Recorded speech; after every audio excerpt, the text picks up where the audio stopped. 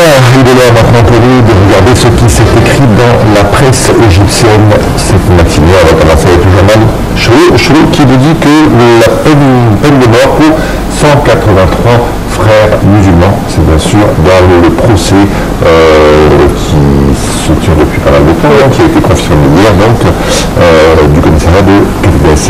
Des hommes étaient accusés d'avoir tué des policiers, les djihadistes de Daesh sont certainement impliqués, même si ça a été fait un petit peu avant l'émergence, c'est en tout cas la même pensée de des pensées. Un tribunal égyptien a confirmé donc hier la condamnation à mort de 183 hommes accusés d'avoir tué 13 policiers. C'était en août 2013, quelques heures après que les forces de l'ordre ont dispersé le sit-in de Rabat et de Marba.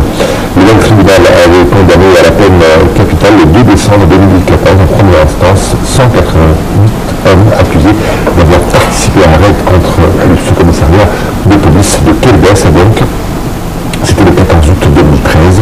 La peine de 5 d'entre eux ont été commuées. Voilà, donc pour cette nouvelle qui se trouve dans le journal Al-Shourouk, on va passer tout de suite au journal Al-Watan qui titre 4e procès pour Mohamed Morsi. Alors la justice égyptienne a annoncé hier l'ouverture le 15 février d'un 4e procès visant l'ex-président islamiste Mohamed Morsi, destitué par l'armée en 2013, accusé de trahison et d'espionnage au profit du Qatar. Mohamed Morsi, destitué et arrêté en 2013 par l'ex-chef de l'armée et actuel président Abdel Fattah el-Sisi, encourt déjà la peine de mort dans 3 autres procès en cours pour le meurtre de manifestants, espionnage et évasion de prison. Alors, on va passer au journal Al-Wafd qui nous parle de la visite du Premier ministre au Koweït au 2e jour de sa visite au Koweït. Le Premier ministre s'est entretenu avec le ministre d'État pour les affaires du Conseil des ministres, Mohamed Abdallah Al-Mubarak Sabah, qui a souligné l'importance qu'accorde le gouvernement koweïtien à la coopération avec l'Égypte. Pour sa part, le Premier ministre égyptien a salué la position du Koweït à l'égard de l'Égypte, notamment en matière d'investissement. Il a ensuite effectué une visite sur des projets qui ont été réalisés par la société égyptienne Al Arab au Koweït pour un coût de 564 millions de dinars. Alors, tout ça que le dinar fait combien 10 à peu près, je pense. Ça fait quand même pas mal. Oui, ça fait beaucoup là. Exactement. Un autre journal à présent, c'est le journal Al-Masri Al-Yom, liquidation de 8 éléments takfiri à Rafah et Sheikh Zouaïd. Les forces de sécurité dans le nord du Sinaï poursuivent leurs opérations après l'attaque terroriste c'était jeudi dernier. Des forces spéciales et d'éléments de police ont mené des attaques au sein de régions désertiques pour poursuivre les éléments criminels et takfiri qui ont perpétré ces attaques. Les forces de l'armée ont pris d'assaut 7 fiefs de terroristes dans le sud d'El Sheikh Zouaïd, liquidé un grand nombre de terroristes et détruit 5 jeeps remplis d'armes et de munitions. 3 éléments takfiri ont également été arrêtés au cours de ces opérations. Alors, on va passer au journal Al-Watan qui nous dit que le ministre des Affaires étrangères, Choukri, a rencontré Robert Serri. Le chef de la diplomatie a rencontré le coordinateur spécial des Nations Unies pour le processus de paix au Moyen-Orient, Robert Serri, actuellement en visite au Caire. L'entretien a porté sur le développement de la situation dans les territoires palestiniens et les moyens d'assurer un climat propice pour la reprise des négociations entre Palestiniens et Israéliens. M. Choukri qui a également déclaré qu'il était en contact avec plusieurs pays européens pour le persuader de fermer les chaînes de télévision appelant à la haine et à la violence en Égypte. toujours concernant les relations internationales. Dans le journal El Shrouk, on apprend qu'un haut responsable des affaires étrangères rencontre aujourd'hui les ambassadeurs de l'Union européenne. C'est l'ambassadeur Hatem Sef El-Nasr, adjoint du ministre des Affaires étrangères, Sameh Choukri, qui va s'entretenir avec des ambassadeurs de l'Union européenne en Égypte pour expliquer la réalité de la situation ici et également la guerre antiterroriste qui est menée par l'Égypte. Le ministère confirmera aux ambassadeurs l'importance de l'adoption de mesures nécessaires pour l'arrêt de l'émission de nombreuses chaînes satellitaires qui dépendent de la confrérie des frères musulmans. C'est un petit peu sur la même lancée que la rencontre qu'il y a eu entre Robert Serry et Sameh Choukri, le ministre. Absolument. Je me rappelle en fait qu'en France, ils avaient interdit par exemple des chaînes de la chaîne sur le satellite. Exactement. Donc il faudrait aussi, quand on voit ce qui se dit, les appels à Noël, et à tuer carrément, il y a des appels au meurtre dans ce genre de chaîne. Il faudrait quand même que les Européens aussi s'occupent un petit peu de ça.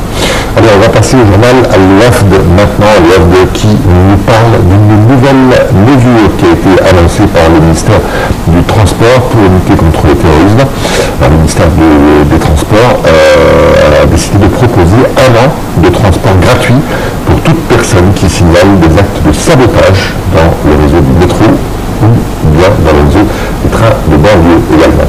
Ouais, ça va permettre aux Égyptiens d'être un petit peu plus vigilants, peut-être, et de faire attention à ce qui se passe autour d'eux. Voilà, il faut savoir aussi que la lutte contre le terrorisme, ça concerne tout le monde, et c'est vrai qu'à chaque fois qu'il y a beaucoup d'attentats qui ont été déjoués parce que quelqu'un a vu par exemple un sac assez suspect ou un objet suspect et l'a signalé à la police. Voilà, il ne faut pas hésiter surtout et le signaler tout de suite.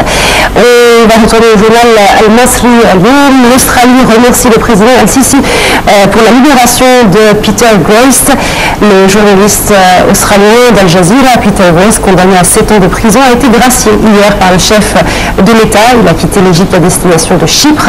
Peter Grace était emprisonné depuis plus d'1 an après sa condamnation pour soutien aux frères musulmans, alors que 2 de ses collègues restent détenus. La décision d'expulser Grace a été prise par décret présidentiel. À Canberra, le Premier ministre australien Tony Abbott a parlé de sa joie personnelle et du soulagement de la nation. Il a exprimé le soutien des autorités australiennes à la liberté des médias et remercié le président Abdel Fattah El-Sisi. Le soutien l'Égypte dans sa guerre contre le terrorisme, c'est ce que nous dit le journal Al-Shrouk par la voix du ministre britannique chargé du Moyen-Orient, il s'appelle Tobias Ellwood. Ce ministre a affirmé que son gouvernement soutenait l'Égypte face au terrorisme. Il exprime également son chagrin après l'attentat terroriste qui est survenu récemment dans le Sinaï.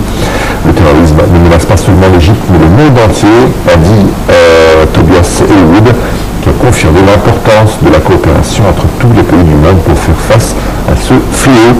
Il a démenti aussi la menace terroriste à laquelle la Grande-Bretagne fait face actuellement. Le ministre britannique s'est dit heureux après sa récente visite en Égypte et ses entretiens avec des responsables égyptiens, notamment le président Abdel Fattah El-Sisi. Tobias Ellwood a visité lors de son périple ici le nouveau projet du canal de Suez. On va parler économie. À présent, avec le journal Al-Wafd, la bourse égyptienne gagne 7 milliards. Alors, les indices de la bourse ont gagné donc 7 milliards pour s'établir à 538,7 milliards de livres égyptiennes. Le principal indice, le GX30, a gagné 0,52%, alors que les indices EGX 70 et EGX 100 ont respectivement augmenté de 0,77 et 0,56%.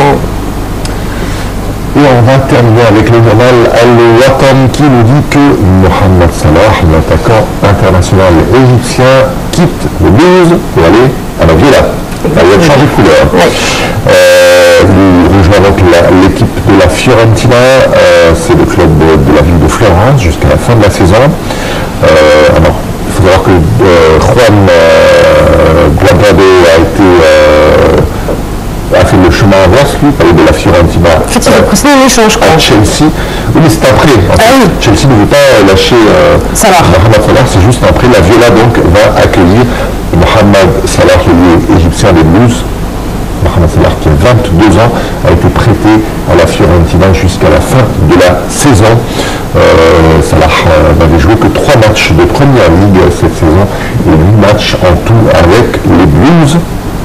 Ça lui permettra quand même de jouer dans une équipe, en plus, dans une belle équipe qui est une équipe tournée vers l'offensive. Donc je pense qu'il y aura les moyens de montrer toute sa classe. Ouais, ça changerait un petit peu. C'est vrai qu'il n'a pas beaucoup joué avec les Blues pendant la première partie de cette saison. Voilà. Quand on joue à une place où il y a Hazard qui exactement, c'est très difficile. C'est assez difficile de jouer quand même. Voilà pour cette revue de la presse. On va tout de suite prendre des images un petit peu plus pas insolites, on va dire, on va s'échapper un peu, je crois. Un petit peu plus légère, voilà. Et puis on revient juste après.